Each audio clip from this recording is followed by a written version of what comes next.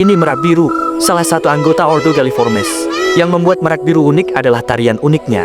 Habitat alaminya adalah hutan lebat dan semak belukar di Asia Selatan, terutama India dan Sri Lanka. Tarian ini adalah bagian penting dari ritual kawin mereka yang spektakuler.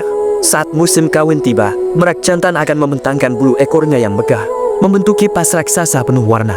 Getaran halus pada bulu-bulu ini menghasilkan suara gemerisik yang menarik perhatian merak betina. Gerakan ritmis, tampilan visual yang memukau, dan suara unik inilah yang membuat tarian merak biru begitu istimewa dan tak terlupakan. Keunikan ini adalah adaptasi alami untuk memastikan keberlangsungan spesies di habitatnya.